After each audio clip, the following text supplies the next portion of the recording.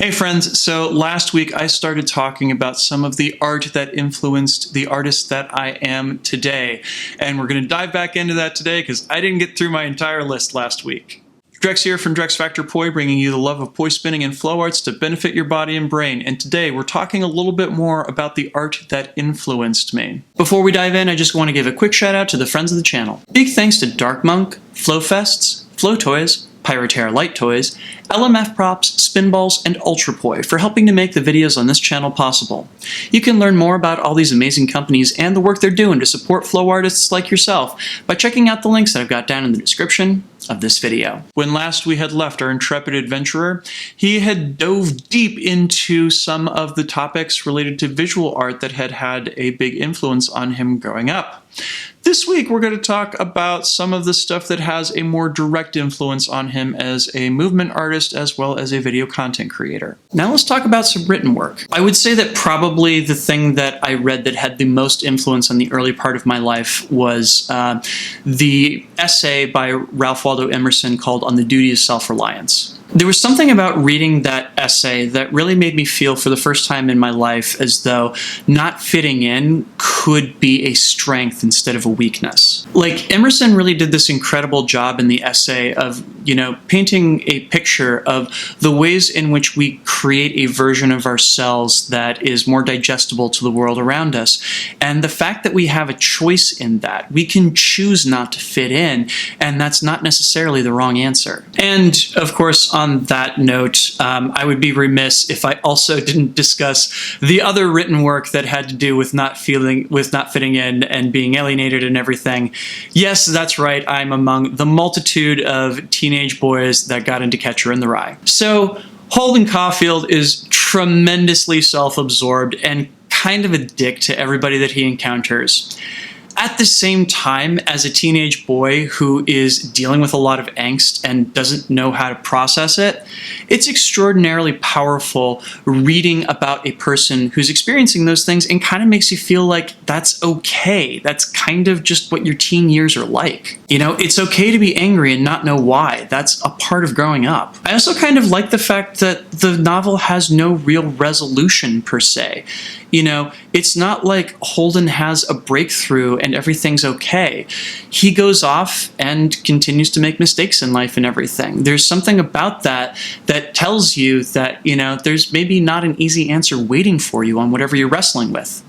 Sometimes you just got to keep on living. And as for a book that completely influenced the second half of my life, I would have to say it's Mastery by George Leonard. This book completely changed my approach and philosophy towards dedication and practicing the things that I wanted to get better at. It really exposed the shortcomings in the way that I had viewed practice and the ways that I had viewed, getting better at any particular skill and everything.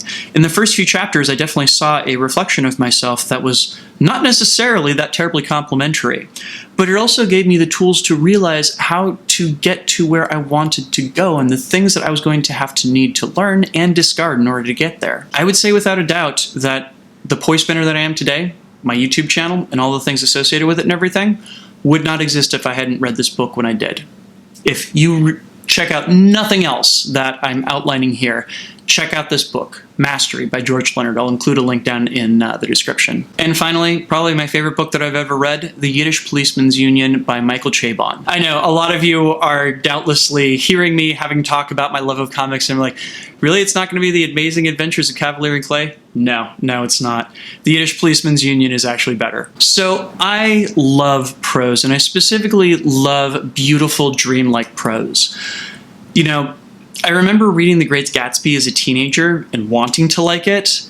The prose is definitely there. The problem was that all of the characters were awful. They're so deeply unlikable. And the Yiddish Policemen's Union has that similar beautiful prose and dreamlike quality to it and everything.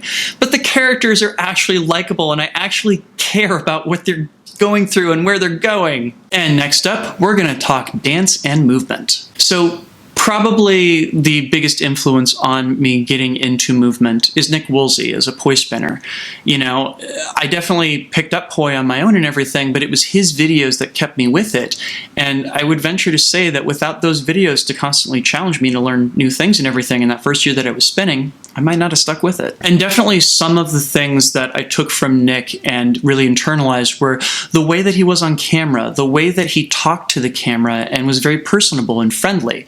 You felt like you knew him. In addition, I love the ways that he structured his lessons. He really made learning poi feel really intuitive and attainable. And quite frankly, seeing the way that he was posting those videos and everything made me think that maybe there was room for me to be able to make a career in the flow arts too. And of course, any discussion of the movement artists that inspired me would totally be incomplete without Kelly King. Kelly was the dance teacher that I studied under when I moved to DC, and specifically, she was the person that gave me opportunity after opportunity to grow as an artist and learn to become a dancer. From her, I learned how to use my full body as a creative tool, not just my hands as an artist, not just my voice as a singer, but my legs, my entire body. Sometimes I discovered with dance you can breathe with your entire body and not just your lungs. In addition, Kelly also taught me the basics of how you put together a story with movement, how you can take inspiration and direct it into putting together a performance. Those of you who have worked in a performance troupe with me,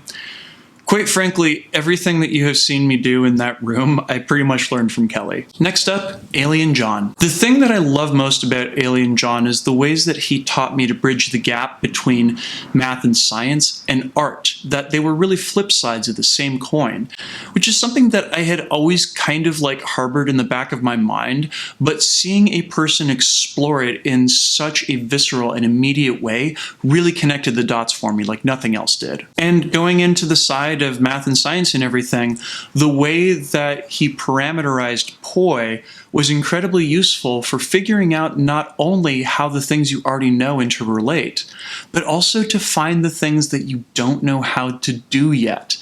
Being able to predict things and find your way to them, you know, quite frankly, is still an integral part of how I approach the prop. And next up, another poi spinner that was a huge influence on me, Ronan Mclaughlin. So honestly, up until just a few years ago, I would have probably told people that appreciated my style, and did on many occasions, that if they like what I was doing, they should go check out the work of Alien John and Ronan, and that if they were really familiar with both of their work, I would never do anything that would surprise them. Things have changed a little bit now that I've integrated more dance into my style and everything, but I would still classify Ronan as a huge influence. In talking about minimalism and the way that it manifests in different arts, Poi Spinning has never had a greater minimalist artist than Ronan. This is a person for whom the moments when the poi are not moving are just as important as the points when they are. One of Ronan's great strengths is that he's incredibly innovative without being flashy. And quite frankly, I think that that's a trait that a lot of us could still stand to learn from. And finally, a more recent influence, the Great Ty Roachford. So Ty and I, though we have very different styles of dance, fundamentally come at it from the same place. We're trying to use the poi as an instrument of expression rather than as a tool that is considered other. Ty was really the first person that I ever saw do what I would consider to be a fully inhabited version of dance poi fusion, where each piece of that, the dance and the poi, is given equal weight, where the poi is supporting the dance and where the dance is what is really the root of what makes the poi move and everything. It's a marriage of the animate and the inanimate that I find absolutely fascinating and that I'm trying to explore in my own art. In addition, he's one of the few poi spinners that I follow on a regular basis that just seems to really express the joy of spinning in a way that few others do. It's not just that he's a hot dog on poi and doing hip-hop dance and everything. It's that he looks like he's having a great time while he's doing it. And finally, let's talk about some of my influences as a video content producer. Probably the biggest one is the work of Hank and John Green through their Vlogbrothers and Crash Course channels. It probably shouldn't come as a surprise that a few years ago when I first created my home studio and everything, that what I was thinking in the back of my head was, my channel is going to turn into Crash Course but for flow arts. I love the ways that they keep the camera moving to keep the audience engaged, but do so in a small environment and keep the focus on the person that is speaking and conveying information. I also love the ways that they use minimalist studios and environment to keep the focus on the content. Again, I don't think it's going to come as any surprise to people that me setting up a home studio where there's basically a plain backdrop behind me and just focusing your attention on what the Poi is doing was something that came from a source like that. I'd also love to give a shout out to two Russian Poi channels. The first is Double What, and the second are the Poi tutorials from Katya Stakhanova, or as she goes by on Instagram, One Day Spin. Both of these channels have had this amazing capacity to put the storytelling potential of what you can do on camera first in creating tutorials. I don't share a language in common with any of these people, but I can still learn from them because their instruction is so clear that it works regardless of language. And again, it should probably be no big surprise that a lot of my recent tutorials have been trying to focus on doing just that. In addition, there's the work of Roberto Blake.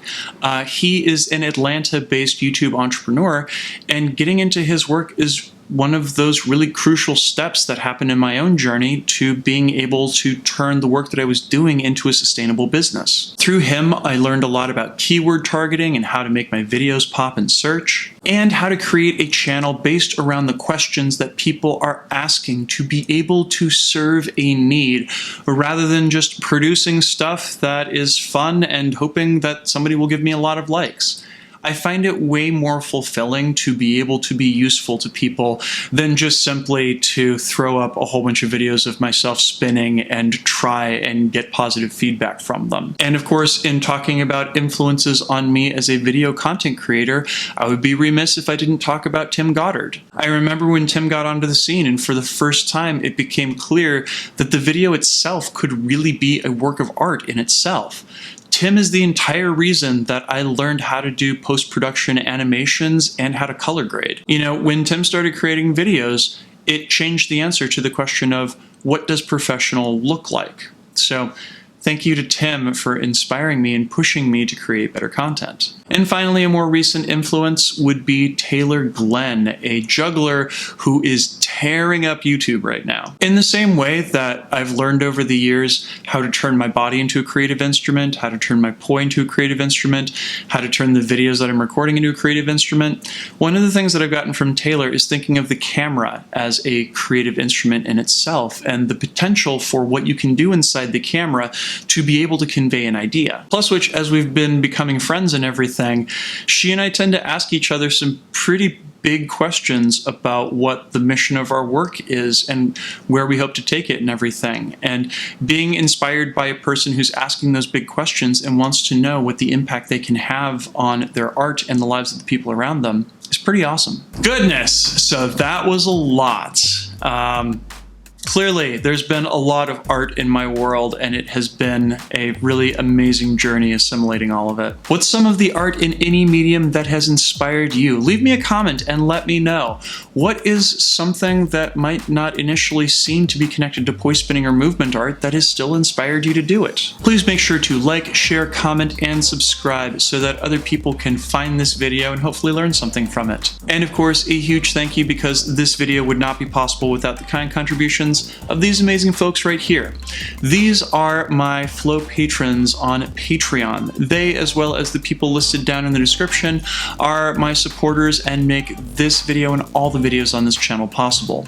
If you'd like to sign up to support the work that I do, and no pressure, but if you'd like to, head on over to patreon.com/DirexFactorPoi and sign up. You can get early access to all of my content, as well as a say in what topics I tackle in the future. Plus, there's some great behind-the-scenes stuff that I upload there on occasion, and some extras as well. Go and check that out. Please and thank you.